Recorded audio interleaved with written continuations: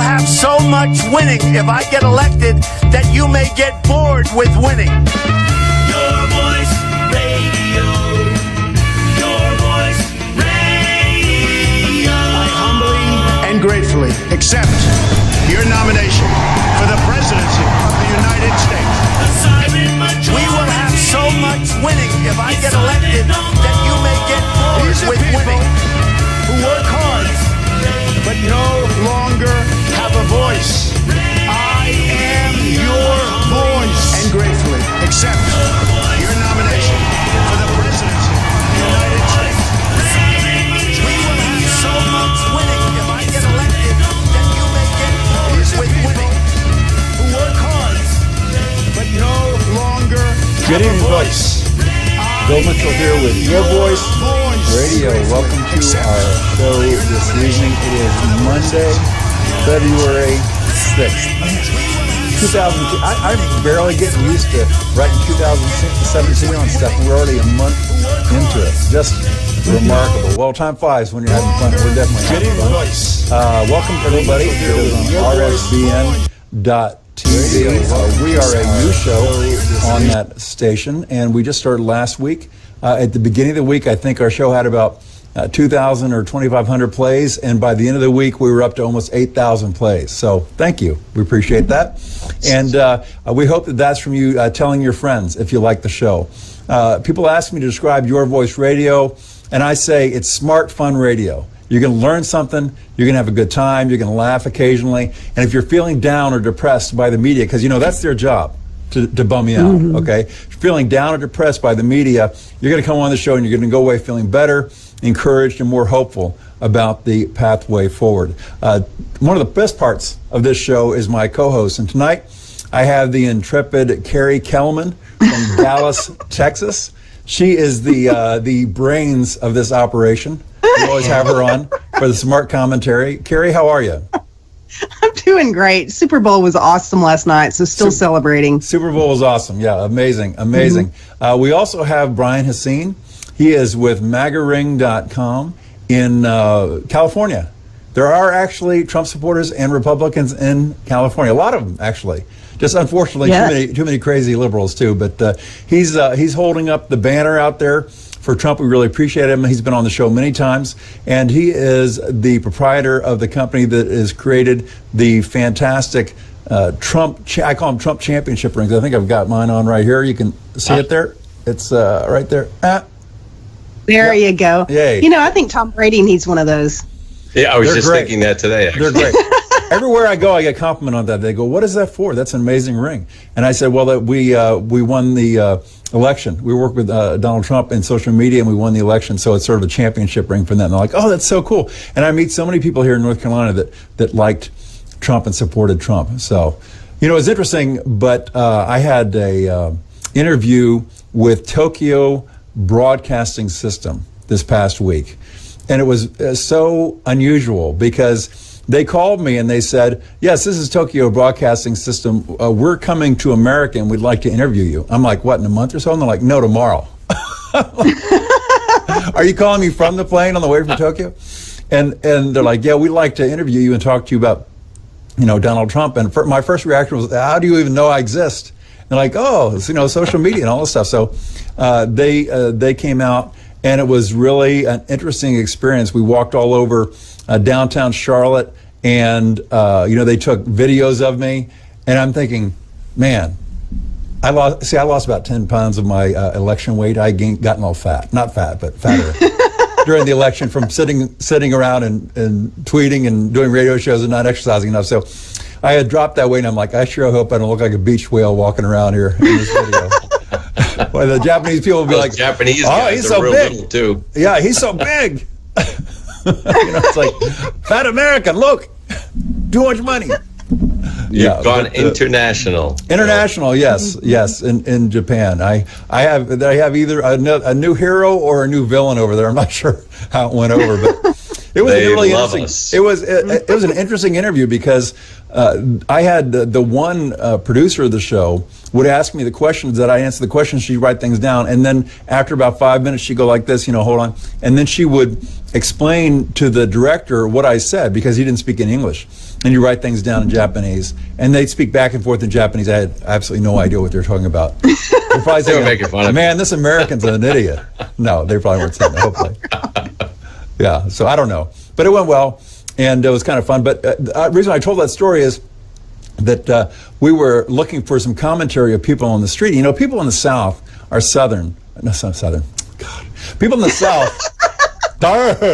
people in the South are mild-mannered, typically. And they don't if they see somebody with a camera, they're going to run the other way. They don't want to get involved. And so they wanted to get some commentary of, man on the street. And they said, if we walk on the street, are people going to run up to you and recognize you? I'm like, oh, sure. No, I don't think so. I don't think so. Yeah. It's I'm better known in other parts of the country than Charlotte, so apparently I can still go to the grocery store in Charlotte without being mobbed, But not much longer. Not much longer. It's coming. I know it's coming. Yeah. So anyway, they wanted some man on the street commentary, and they kept trying to approach people, and nobody would talk to us. And a Japanese guy running up to you with the camera, they're like, "Can we interview you?" It's just people just didn't know what to make of it. So anyhow, we walked up to these two women, and they, I hate to say it, but liberals just look like liberals. You can sort of tell. They just have this, I just ate a bad pistachio look on their face all the time. Right. Perpetually unhappy about everything. And so Like these two women, shoes. he said, "Oh, let's interview these two women." I said, "Well, if you're looking for positive commentary on me, you're not going to get it from them, I promise you." But anyway, they go up and they go, "Oh, would you like to, have an interview with us and talk about the election?" And they're like, "No, we're angry about the election. You don't want to hear what we have to say." I'm like, "You're absolutely right. We don't. Thank you." So I was right. Yeah, they were Creative not happy. editing. They were not happy. So anyway, that was fun. So Carrie, what is going on with you? You've been doing some research today on various things, haven't you? I kind of sort of have. I tell you, the entertainment industry really has my attention right now. On Friday, I brought up the fact that there's this, I read an article about how they're kind of in a quandary. They don't know what to do with the Academy Awards. You've got Jimmy Kimmel, who's going to be hosting it. You've got all these actors and actresses that are just chomping at the bit to have their moment in glory, either as a presenter or somebody who might win an award, to make some kind of statement. And lately, they've been making political statements in such a way that alienates half their audience. Right. So you've got producers and people on one end saying, don't alienate people, and yet you've got other people that are kind of egging them on. So they're kind of in a quandary as to know what to do about this. How do you split that? How do you ride that fence? Well, I think, believe it or not, Lady Gaga kind of showed a way out of that quandary last night because as a contrarian, she was a contrarian by not saying anything political at all. She was controversial by not being controversial.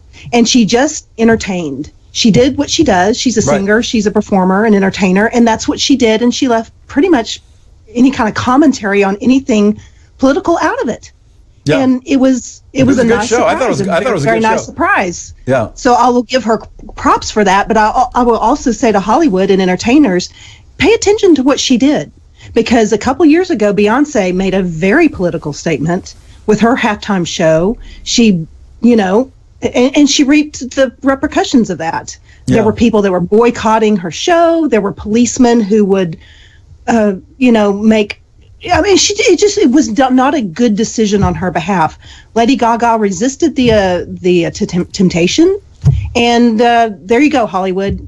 We are basically saying, just we watch sports and we go to movies and we go to concerts to get away from politics. And if you remember that, I think you'll be good. Yeah, I do have to give props to Lady Gaga. She's one of the few popular pop singers who really actually can sing.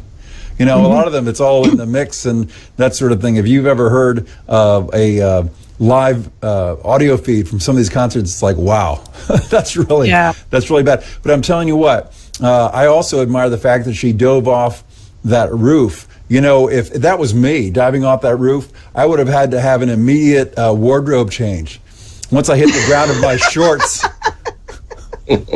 because That was a long way down, folks. That had to be pretty scary. So I admire her bravery for that. And I think that what happened is that her last album kind of didn't do well.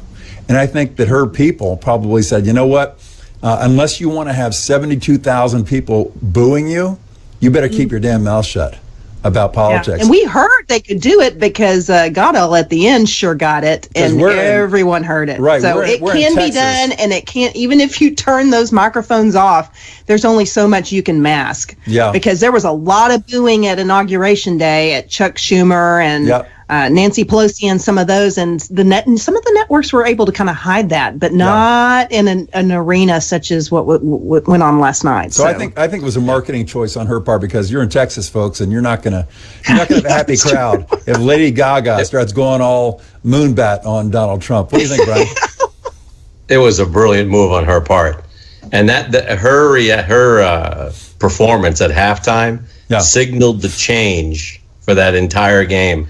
And that game, to me, so I'm a Dallas Cowboy fan, 45 years, huge fan. So I was really not interested in really who was going to win. It wasn't that important to me. Except I had no dogs in that hunt either. Yeah, that Donald Trump and Tom Brady and Bill Belichick and Kraft are all best friends. So I think everyone looked at this Super Bowl as another national election. And I have to tell you, I was extremely depressed at halftime because New England was losing, even though I didn't care. Lady Gaga totally turned around the game when she came out and acted like a beautiful performer, left the politics at home like Carrie just talked about, which I think is imperative for all musicians and actors in Hollywood. They should all do that or their careers are ruined. But when Belichick came out and Tom Brady came out in that second half and won the game after it was 28-3, it was exactly the same thing as November 8th at 9 o'clock at night, Eastern Standard Time, when we were losing the election, supposedly, and everyone was screaming. And then all of a sudden we have this last-minute turnaround. And to me, it was a direct correlation to the election. And we went from having a sort of a depression for our winning team to another great victory. I mean, it was just unbelievable. We can't lose. Donald Trump picked it by what? He picked an 8-point victory. He did.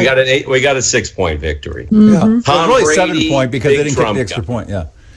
You can't beat what the Super Bowl gave us yesterday. It was a reenactment. In fact, I think we lost a little momentum last week when the judge overturned the ruling that Trump was trying to pass. I think the Super Bowl actually turned the momentum back into our favor again yesterday.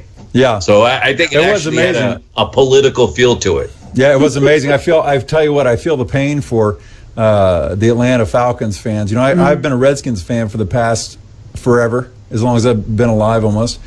And for the last 20 years, I mean, the Redskins are a team that are pretty much always winning in the fourth quarter and find a way to lose.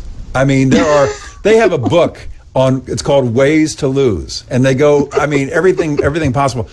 And here's the funny thing about Atlanta is they marched right down the field, and they were on like the 22-yard line and they could have just stopped on second down and kicked a field goal there and won the game.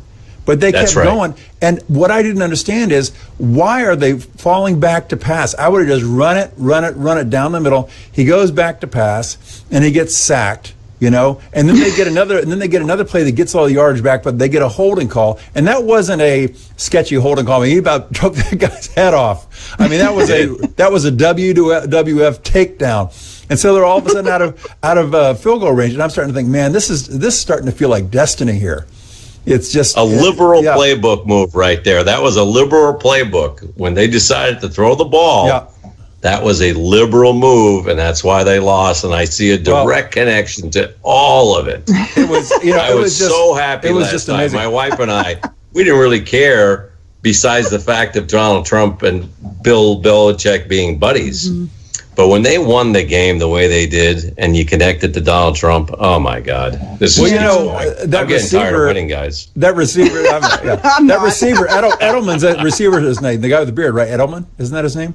The receiver, Which Edelman? one? Edelman, yes. That guy is unbelievable. I don't think he was even a receiver in college. I think he switched over lately. He's got the big old bushy beard. He's a little bitty guy, and the guy literally he dropped one pass in the game, but typically it's just incapable of dropping a pass. And he had that one play where it's thrown up, and there were 3 Atlanta Falcons there, all of whom could have intercepted it. It literally bounced off of everyone, and Edelman snagged that ball out of the air about a centimeter from the ground.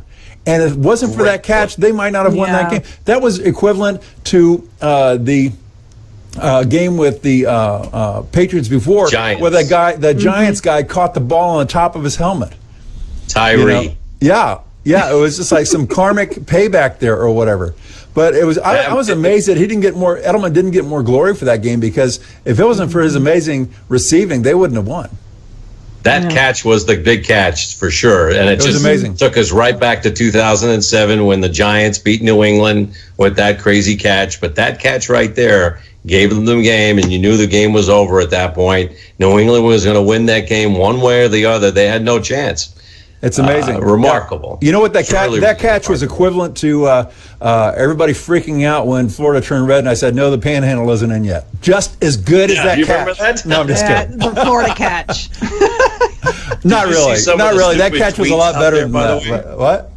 There were some crazy tweets put out at halftime by people talking about, it's 21-3. That's what you get if you voted for Trump. This is now you're going to get a loser. Yeah. Tons of tweets like that. Here's the thing I kept talking about at the beginning of the show. I'm like, Atlanta is just too fast for this team. They were faster on defense, they were faster on offense. But the problem with a fast team is they get tired. They get tired out, and their defense gets tired. And the Patriots had the ball for 40 minutes of that game. Atlanta only so that game. So the defense was on the field a lot. And you notice how they were in Brady's face on the pass rush the first 3 quarters, and then all of a sudden the fourth quarter he had all day long to throw. They just got worn out. They just ran out of steam. And the coach even said that. He said, I think we just ran out of steam. So it was just one of those things. But it did feel like Trump, and that it did feel like there was just this sense of destiny. The Edelman catch and the sack, and then the Atlanta quarterback's getting ready to throw the ball, and his arm is back, and they hit the ball literally 1/1,000,000th of a second before his arm started going forward. If he'd had just another half a second, it would have been an incomplete forward pass. But instead, it was a fumble. Now, does Brady and Belichick end up at the White House in the coming months now? Because don't you think? I'm really looking forward to that moment when they're all up there at the White House. Oh, yeah. Definitely. Don't you think? My favorite tweet of the night was Don Jr. He quoted a Wall Street Journal, and it gave the Falcons a 91.6% chance of winning. Right. And he said, "Where have I seen these stats before?" Right. It's the same exactly. Wall Street Journal. Or Nate Silver. How about the referee? Did you see the referee that called the final touchdown? What his number was? No. 45. 45. Oh, no my goodness. As he put his hands up in the air, his uniform's right there on the screen, and it was number 45. So when you talk about religion and God, I go right back to God. There's number 45. The whole thing is connected. That's amazing. Every one of these things we're experiencing right now, we had to go through for some odd reason. Yeah, it's like God is sitting in heaven. He's talking to Gabriel, and he's like, hey, Gabriel, watch this one. He scores it, it's 45. It's like, check it out. We did that. We need a momentum change. We have to turn the momentum from last week with that whole judge thing, and I'm sure we'll talk about it.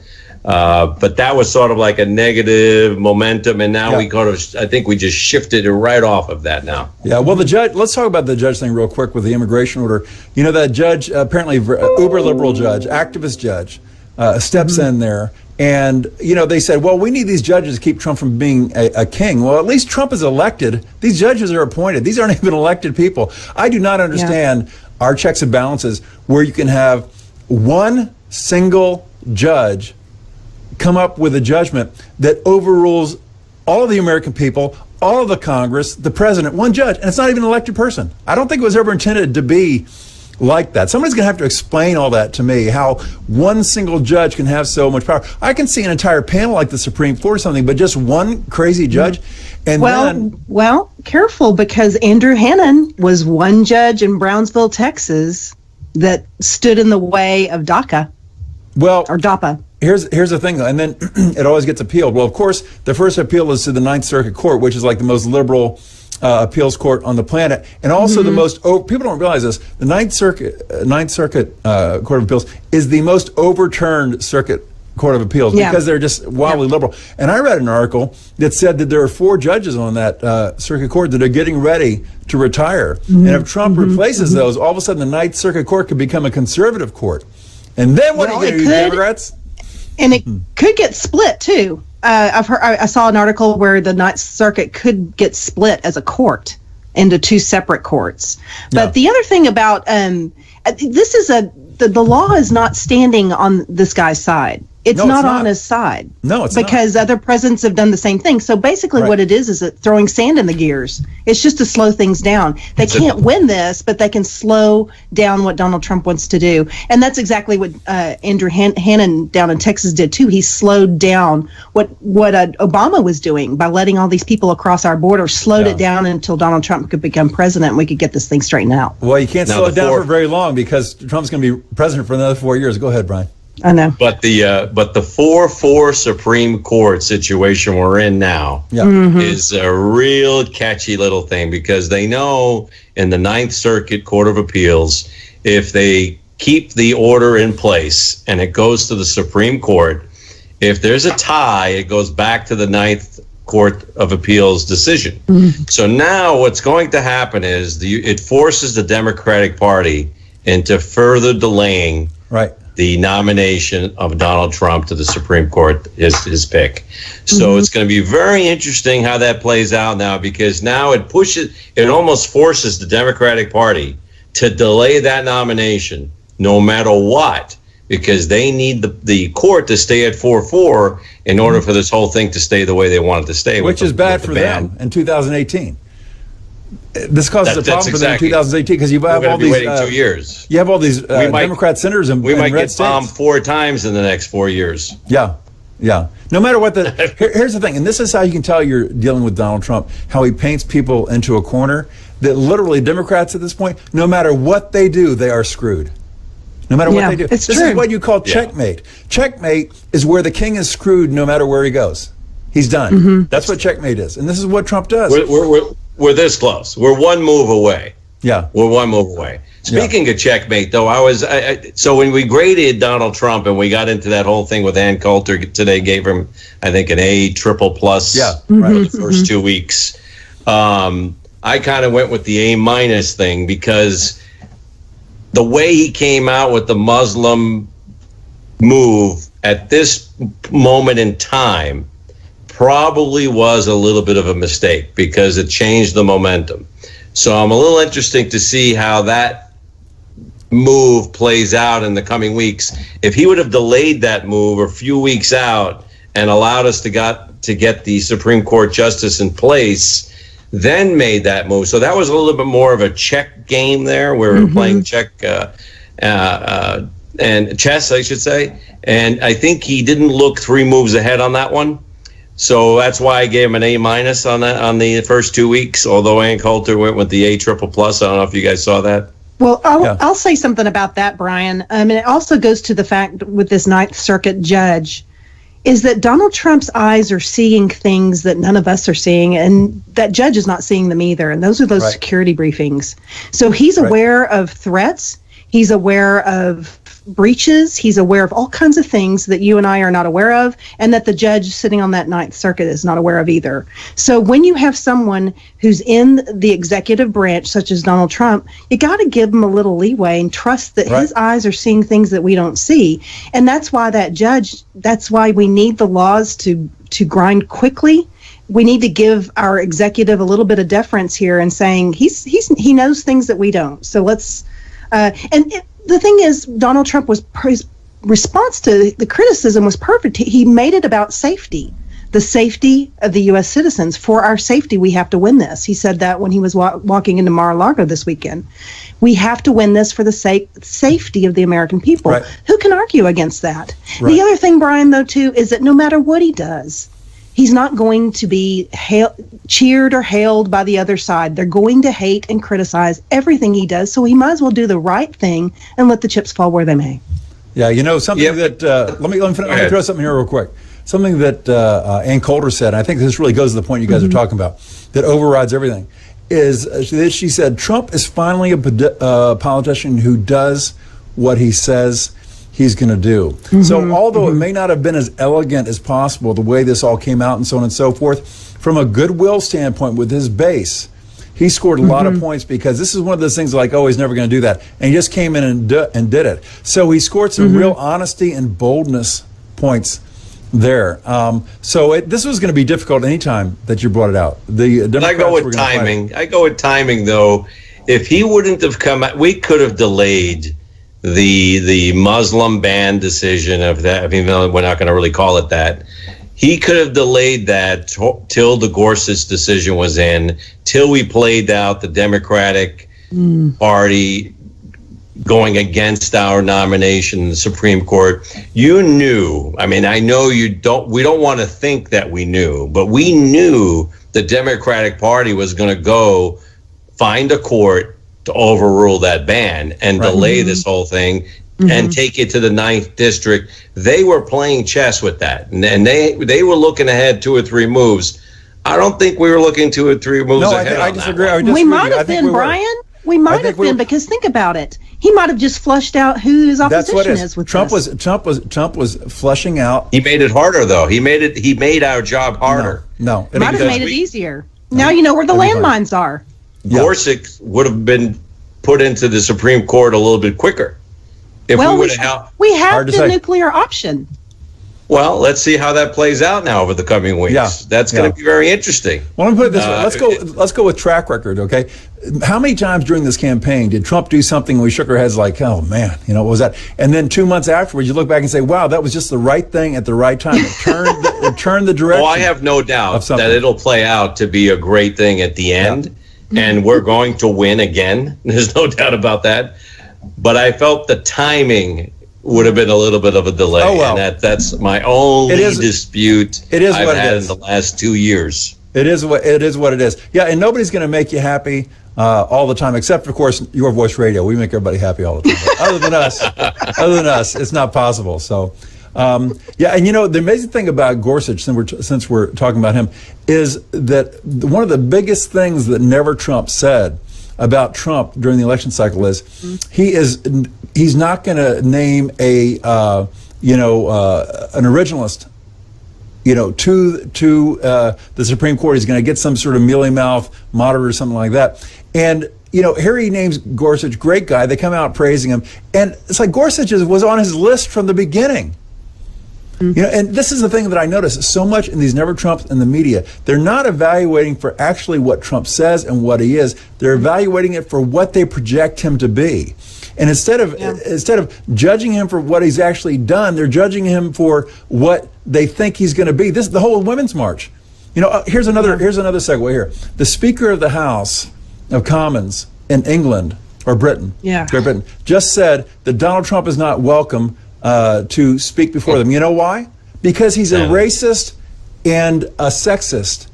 And I was talking today. I got invited to go on the James Whale show in England today. I get invited to all these radio interviews all over the world all the time. Anyway, on UK radio or talk radio or something like that. Okay. Anyway, BBC? No, it wasn't BBC, but I assumed it was because everything I've been BBC 2 or 3 times before. I assumed it was them, so I just said yes. So I get on there with this guy, and he's just such a colossal jerk. This guy is everything a radio show host should not be. He comes on there and he starts out, he goes, yeah, we've got Bill Mitchell from Your Voice Radio in the United States on here. He's a big Trump supporter. And then he starts off and he says, so Bill Mitchell, why do you like Trump when everyone else hates him? And I'm like, he just won. He was just elected president. Everybody else hates him? And then the guy goes, well, a lot of people win a lot of things. I'm like, well, Hillary Clinton didn't win. Maybe you should talk to her. If Hillary Clinton actually won the presidency, somebody should tell her, you know. But and then he goes on and on and on, and he says, yeah, America is this and America is that. You know, he's just reaming me out. America is this, America is that. You know, and he goes, what has America really ever done for anyone? I said, well, the fact that you're not speaking German right now is a good start. Oh my God! So the guy was a complete jerk. Kept talking over me. He asked me a question. I'd literally get 2 words into the answer, and he'd start talking over me and going in a different direction. It was just pathetic. And you know, and then I just had it. I had it with him, and I said, you know what I think? He said, what? I said, I think you're an arrogant ass, and I can't believe you get paid to do this. He goes, well, that's so typical nasty American. I'm like, no. I'm giving you career advice, my friend. You're an arrogant ass. You're a jerk. You're a terrible interviewer. You know, I don't care what your politics are. You're just an awful, awful interviewer. And I said, I'm leaving right now, and never call me again. You just wasted, 5 minutes of my life I'll never have back. Thank you. Bye. Click. And I could hear them on the other line like, oh my God, he's actually hanging up on me. It's like, what do you guys think you're a big deal? You know, so it's it shows like, wow. you that liberals and conservatism is really all over the world. It's more like human nature. People choose whether they want to be a liberal or they want to be a conservative, and it's not really a political name. It's kind of like who you are and who you were brought up as. The guy was so in England, they have the same people we have here. They have the haters and they have the people that want to respect their country. They lost their country as well. Brexit was a victory. France is coming next. Italy is right on the march. The United States, obviously, and then I think the rest of the world, all those countries that saw liberal thinkers in charge are going to lose because they think they have more people because the media is on their side. So the media makes them look so much bigger. But when you get on the ground and you really get to the people and the millions of people that have their own thoughts, they are a huge minority. They are not the majority of people. They're just blown up by the media. That makes them think that they're on the right side. And then they also want to be liked by the media, and they want to be on their side. And all that leads us down this path of mediocrity. Mediocrity. You know, mediocrity. That's interesting. You said that they're bigger than they appear they be. NBC's their old symbol used to be a peacock. And that's exactly what peacocks did. They would put up their tail feathers to ward away predators to make themselves look bigger when they're really like the size of a pigeon. Great analogy. Well, this big. But that's what they are. That's what the media does. They make themselves appear bigger than they are. Yeah. Well, this I tell you, this the polls coming out showing Trump's approval ratings in the 30s and the 40s. You know, it's just crazy. I mean, because my friends over at People's Pundit Daily say, yeah, Trump's at like 57%. And Rasmussen just came out as a 59%. And these other polls that have him down low, they're polling like D plus 10, D plus 11, D plus 12 again. I mean, they didn't learn anything in the general election. They don't care. It's about convincing themselves. They're just convincing themselves. That's all it is. They're not either that or they're asking questions like that British announcer. Why do you like Trump when the rest of the world hates him? That's the whole question. I'm like, really? You know, Brian, by the way, earlier you said the word liberal thinkers, and I just need to warn you guys in advance. I've installed an oxymoron buzzer on the show. So in the future, if you say something like liberal thinker, it'll get bleeped out. I apologize. Liberal emotionalist. Right, a liberal emotionalist. Yeah, because liberal thinker, that's an oxymoron, folks. Oxymoron. That is true. Because they do not.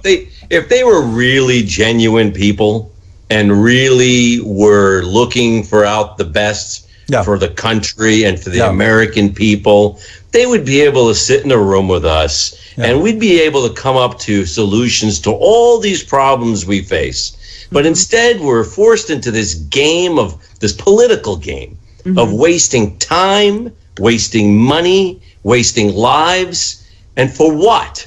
None of it is leading to anything that's helping our own people within each of our countries. Right. I mean, we want to talk about bringing in refugees and make us feel guilty that we don't love refugees. What the absurdity of that? I love refugees. I just love my African American community in downtown Chicago a little bit more.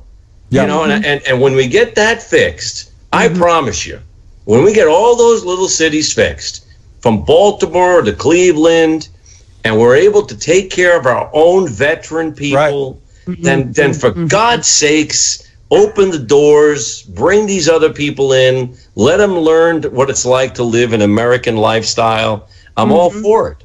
Yeah. But I can't stand watching these people live in poverty anymore. I just can't do it. It's terrible. Yeah. But if you guys watch the Numbers USA video, little 6-minute video on can immigration solve poverty, great little video on YouTube. It's got millions of hits. But the point is, even if we threw our doors wide open, we could barely make a dent in poverty around the world. So what America needs to do, in fact, there was a discussion over the Statue of Liberty over the weekend. America should be that light that shows the way for everybody else to follow and emulate from where they are in the world. We cannot, we're like a boat, and at some point you can bring in so many people that the entire thing sinks. Yeah. But what our goal and what our role should be in the world is to lead by example, so that every home can be great, every place can be great. The big misnomer with these refugees is that they want to come here, and a lot of them don't. Ben Carson in 2015 went over and spoke to a lot of them, and a lot of them said, "We just want Syria to be safe. We don't want to leave our home. Well, that's what's so good about Trump wanting to leave our families." Trump wants to develop safe zones in these countries. Yeah, exactly. And so that there's a false narrative that everyone in the world wants to come here, when really they love their homes. We need to show them how to make their own homeland great for them. Every citizen deserves to live in a country whose government puts their needs and interests first and allows them to have a safe journey towards their whatever they find happiness to be. That's the goal, is it not? Well, for everyone? Barack Obama did that because he wanted these people to come over here strictly to grow the Democratic Party and to get votes. Yes. Right. Not to help those people, not to help those countries, not to help Americans, for political purposes. How disgusting is that? Yeah, it just can't happen anymore. Right. That's why they lost in such great numbers. Nobody wants to leave their country. As a perfect discussion you just brought up there, Carrie. They really want to stay over there. Right. And I agree with that. And we could show them and help them stay over there. And that is a great point. But nobody wants to come over here and give up their whole lifestyle over there. That was Barack Obama forcing it so we can get more, because they don't have enough people to vote for them. Right. They just don't have the numbers, guys. Well, this is one of the things. Well, here's what Ann Coulter said. She goes, for one thing, this is the Democrat Party fighting for its life. If they don't get to keep bringing in third worlders, and I ought to say since 1970, we've been bringing in more than 1 million immigrants a year, 90% of them from the third world. The post-1970 immigrants are voting 8-2 for the Democrats. This is why they want them.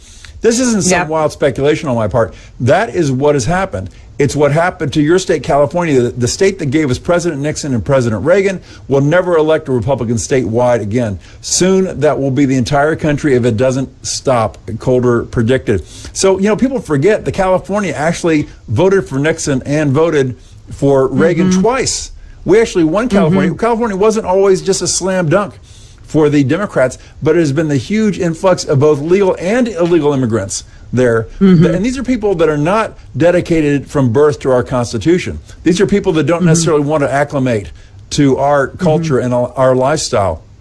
And it's just, thank God that the forefathers had enough foresight to only give a state a certain amount of electoral votes. And even if a Democrat wins California 12 million to 1, they still only get 55 electoral votes. That's all they got. So Hillary got her fair shake there.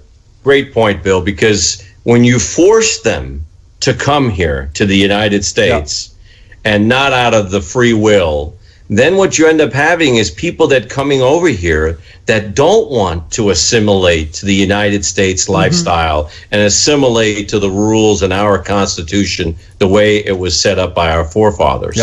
So you end up people coming over here and setting up camps of little communities living in their own lifestyles, including, amazingly, Sharia law. which the media does not talk about, but it's going on in cities across America. So your point is very right, because now not only do you get them coming over here, but they're coming over here for the wrong reason. And then the wrong reason leads them to want to live their lifestyle that they left, but over here. Right now, we end up with a disjointed America that's not in the same. We're not heading in the same direction. Yeah. You use the word force, and I think that applies to some, but not to all. I think we've got some perverse incentives going on. We've got all kinds of freebies that we dangle and in front of an open door, and a lot of these people come over. One of the points that Numbers USA video points out is that it takes a lot of initiative for someone to leave their homeland and to actually immigrate, either physically, not so much from Mexico because they're right next door, but some of these people come a long, long way. And it takes a lot of effort and energy and initiative to do that, to relocate. If that effort and initiative was in their own homeland country, that could be used to be making their own homeland better. But you've taken the best, the brightest, the most initiative, and now you've relocated them, and it makes the country they just left all the poorer. So that's a very, very interesting point. But I do think there are some that are brought over basically against. It's kind of like their backs against the wall. They're fleeing one situation and they're being brought here. That's, I think, a lot of the refugees. But then when you have the illegal immigrants, you've got perverse incentives. You've got people that are saying, "Hey, there's some freebies across the border.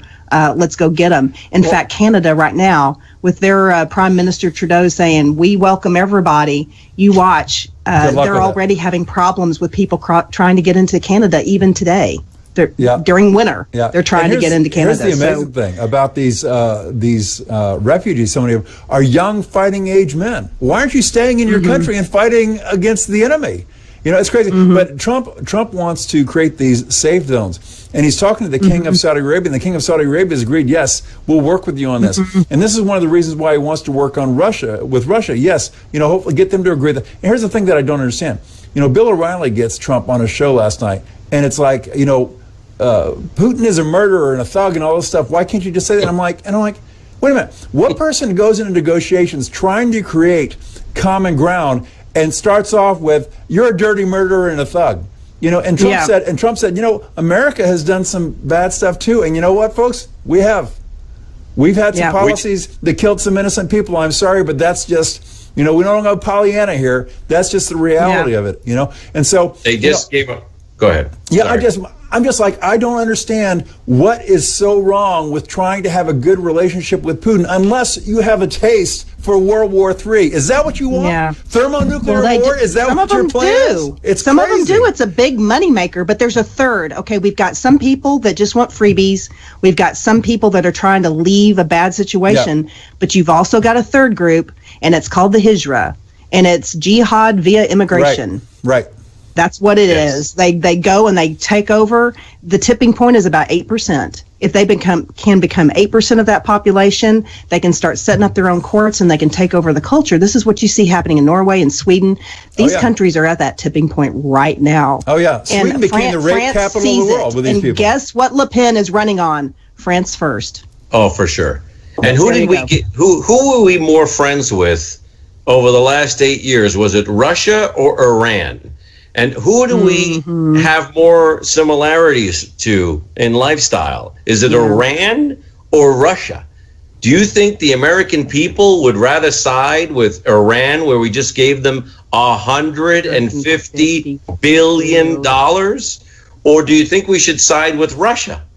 Which country culturally closely resembles the United States culture? We have a common enemy, though, too, with Russia. The common enemy is ISIS. Right. Yeah, but here's the thing. Also, what is the alternative? You know, I always say to these people, when I'm talking to liberals, when I'm talking to never Trumps, I'm talking to these idiots like McCain in the Senate. What is your end game?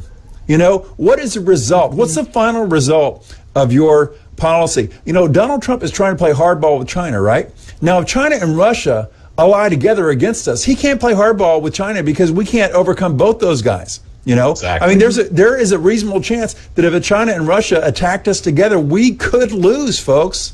Yeah. You know, that's a lot of firepower against us. So he's splitting off Russia, trying to develop a relationship with Russia, and he weakens China and brings China to the table. Donald Trump is a master, superstar negotiator. These idiots in Congress are not. As a matter of fact, that's a good segue. Yeah. I want to play some of these callers we came in.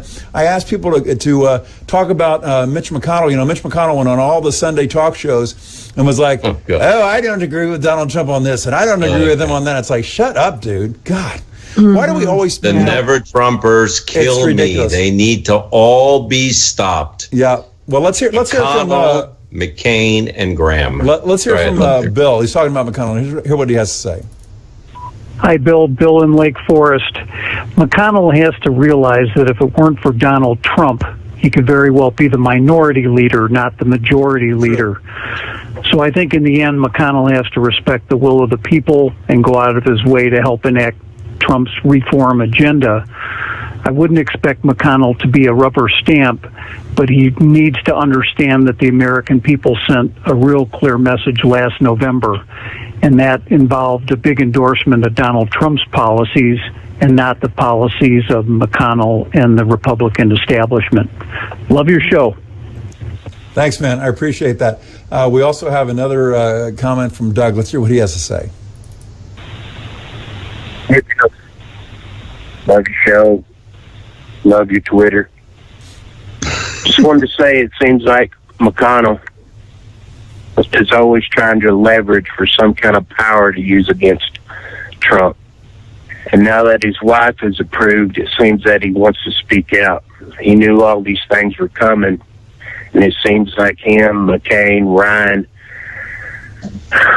seem to be working together. It's ridiculous. It's shameful. And it has to be stopped. Do they want to be patriots and heroes, or do they want to be flunkies and march out and burn out? Thanks. Bye. I appreciate that. You know, one thing, let me put a silver lining on this a little bit.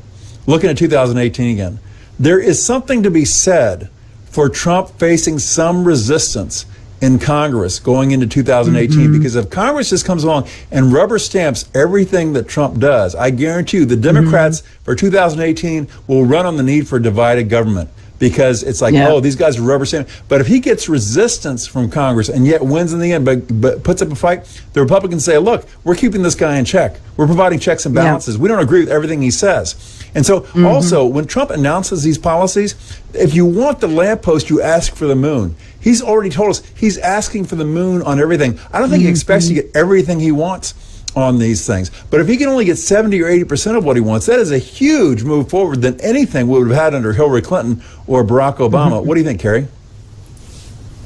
I had a thought and I lost it. I'm thinking, and then take a minute, look on the floor, see if it's on the floor. You might have dropped on the floor. Brian, what do you think? We'll save Carrie. What do you think, Brian? Well, I just think that that's possible that it's going to go that way.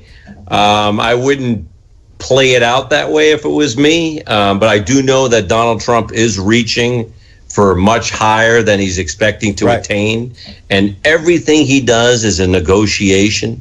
Everything he says on television is a negotiate. It's his starting point. Yeah. Right. And if you notice, the next move that always comes after his crazy starting point is a shift from the enemy or whoever he's going up against in his direction. There's always a comment, like when he talked about building the wall, and the ex-Mexican president says, we're not going to pay for that wall. Well, he just admitted there's going to be a wall. Right. Now we're just, we're just admitting who's going to pay for the wall. Right. Yeah. Well, that's a huge move in like 5 minutes. He's boiling the frog, as they say. Yeah, I remembered my point. And I definitely think he does that quite a bit, and he's really good at it. But the never Trumpers, these guys that you say that it's kind of a good thing, that might be sugarcoating it a little bit, Bill. I don't know if it's a great thing for me to have those guys go against Donald Trump, because it makes it that much harder. It's going to cost that much more. It's going to take that much more time. If we didn't have guys like McCain and McConnell and Billy Crystal, who is an animal, who to me is one of the sickest, most disgusting people in Billy politics today. Which Billy animal, Crystal? Brian? And you know what? It's maybe not even an animal, like a cockroach. The guy, no, seriously, no. Look, I mean, these are guys are ex-heroes of mine. So don't get me wrong. 10 years ago, when we were playing this other political game and we weren't in the lead where we were, I listened every Sunday morning to Billy Crystal and George Will and got my rocks off thinking, oh my God, these are the guys that are going to save us. And then the disappointment to find out that these people all these years were not really playing in the game that you thought they were. Right. They were just massaging us and everything was equal. There wasn't a big change between the Democratic Party and the Republican Party. Everything was very similar. It's almost like an earthquake. When you get those plates coming together and there's a lot of energy, it's because everything is so similar. And this election was a giant earthquake. And that energy that was released created this position where we're in, where everyone is identified now. We know where every single person in the playing field stands. Mm-hmm. And that is one of the biggest thing Donald Trump has given us. So we've got to use this earthquake to keep moving the ball forward. What we really need, because the people like us and Americans and the people in Michigan and Pennsylvania and Wisconsin, those are the people that know what we need. And those are the people that really led this country and created this country. It's not the people in Santa Ana, California. It's not the people that just moved over here in San Diego. It's not the New Yorkers and the liberal Jews that are up in New York. It's not those people. It's the other people that have been in their homes quietly silent, thinking that things were going the right way, and they haven't been. And they found out with a rude awakening with Barack Obama over 8 years. When those people, Billy Crystal, Graham, McConnell, Will, did nothing except lip service on every Sunday goddamn show we watched. And I've had a fill of it. And so those people have to just be removed. We have to just get rid of them. I know George Will is retiring, right? He's gone. Billy Crystal, I don't know where he's going, but he's got to go soon. I've got a big push to push him out. And then McCain, I saw little talks this week on Twitter about a little recall movement. I've got a check ready. I'll have the first check for $5,000 that I will donate to the recall movement of John McCain right now, if we could get that campaign going. Well, you know, here's the thing, is that these guys will be gone eventually, but they're here now. And I think, they do, like I said, in 2018 is the big lever. It's the big fulcrum in this whole thing. And in the end, people are going to, people are being bold and they're kind of waving the swords around now, but in the end, they're going to have to deal with that reality of 2018 coming along. And I think that a little bit of a fight up front, not necessarily a bad thing. They say that steel is hardened in the fire. So Carrie remembered her thought. Unfortunately, we've moved on to other things. So she will never tell us what. No, I'm just kidding, Carrie. Go ahead. What was your thought? Well, I'll make it short. It's people like Brunel Donald Che, people like Cassandra Brunel, we love Fairbanks. We miss her. I know we love her. We love them both, but people like that, they were originally voting for Bernie Sanders because they knew something was wrong with the establishment. And so when they saw Donald Trump fighting his own party, that gave Donald Trump a lot of street cred with these people. We ended up getting about a third of those Bernie supporters. So there is a role for McConnell and McCain and all these other guys, at least in that Donald Trump's having to fight them too. Yeah, everything kind of works. Everything kind of works out for Trump. It gave cover to those people to come over, knowing we didn't have the right-wing religious wackos all over Donald Trump. I agree with that 100%. It gave cover to those people to have the opportunity to come to our side. Absolutely. Yes. Guys, we are almost out of time, so let me get a couple more of these calls in, because we call this Your Voice Radio because it's not just our voice, but it's your voice too. We get a chance to call in. One of the things you notice we don't have live callers on the show, because the problem with that is that it pretty much becomes, caller roulette, where the first caller that comes in gets on, not necessarily the best caller. And have you ever tried to call into a show like Rush Limbaugh? You know that. I mean, I've been listening to Business Signals for 30 years, and then they get some caller on there. I had some, point that was really good, I thought. And they get some caller on there. It's like, well, I don't know about Donald Trump. It's like, oh my God, spare me, click, change the channel. So, it's like the worst people get through. But anyway, on our show, everybody gets a chance to get on. And you can call our hotline. It's 704-490-4520. And try to keep your comments about a minute. It's a little bit easier on us if they're about a minute long. And we're going to start giving a subject every day. Today was Mitch McConnell. We'll give another subject tomorrow. And we'll try to make that the focus of the call-ins and hopefully get between 5 and 10 calls. Great. A show, so it's a lot of fun. And then when we do play your calls, then we respond to them live. So it's just like you called in, but you do get heard. So now here's Jim. Great. He's talking about Mitch McConnell too. Mitch McConnell is our new no honor Jeb Bush. I'm very, very sad, and my name is Jim, and I'm from Red Bluff, California. I'm very sad by this, and I hope that in the future we will be able to find something to rein in McConnell, the Arizona guy, and I don't even want to say their name anymore, McPain. I just can't stand it. Yeah. But anyway, we'll move forward. Republicans always do.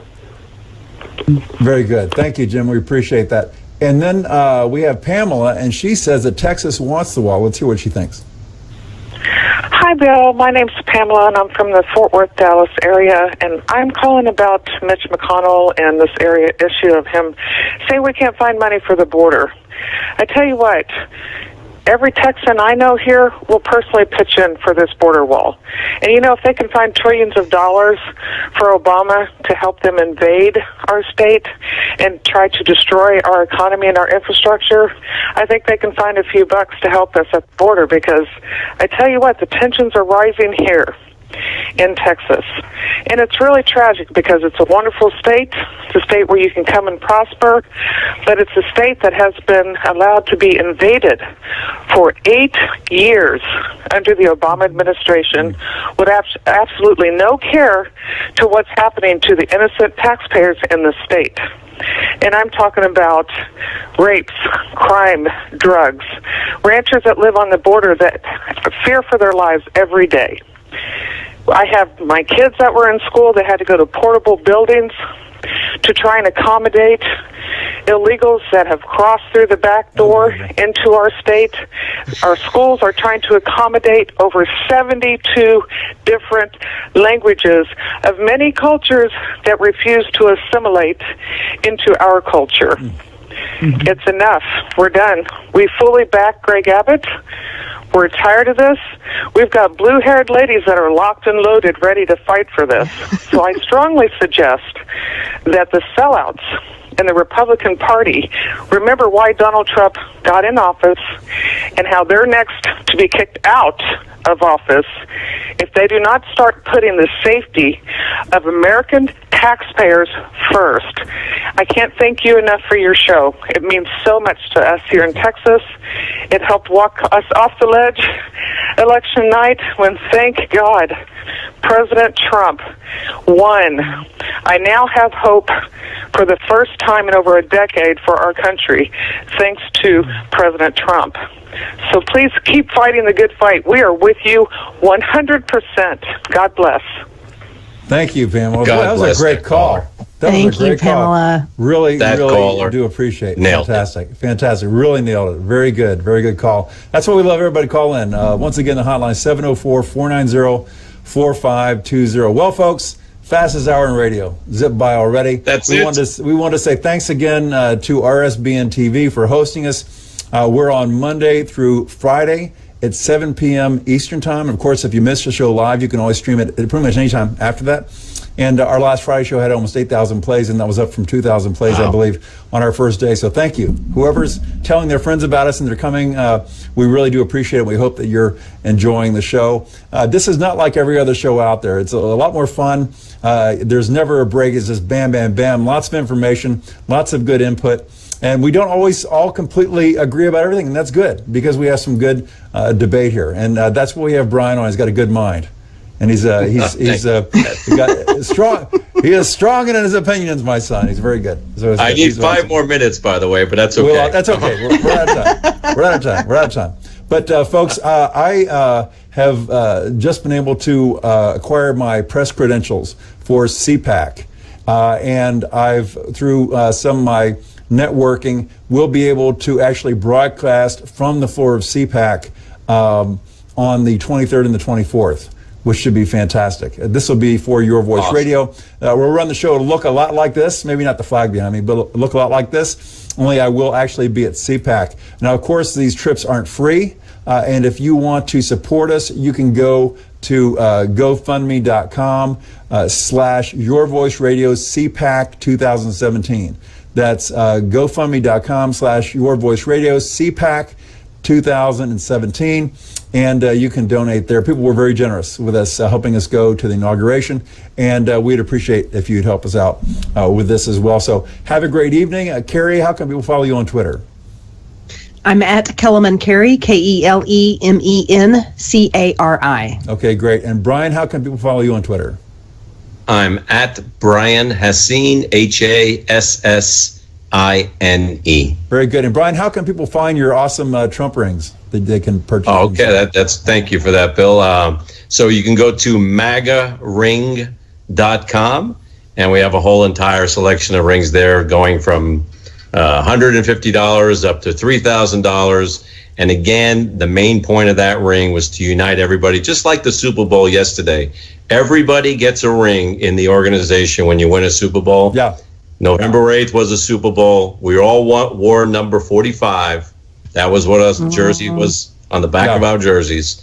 We're all on the same team, and we all deserve to have something that unites us all like that. And thank you very much, Bill. Very good. Okay, guys, thank you. Thank you to the audience for joining us tonight. We'll be back tomorrow night at 7 p.m. Once again, Carrie Kellerman from Dallas, Texas, Brian Hassine from magaring.com. And one of the cool things about our show is we have different co-hosts every night. So it's always interesting. Unfortunately, you're stuck with me every night. But other than me, we have different co-hosts every night. It's a lot of fun. So let's go ahead and play us out with a little bit of Scott Isbell. Have a nice evening. We'll talk to you soon. We will have so much winning if I get elected that you may get bored with winning. That's not Scott Isbell. Scott, where are you? Here he is. I would build a great wall, and nobody builds walls better than me, believe me. Nobody would be tougher on ISIS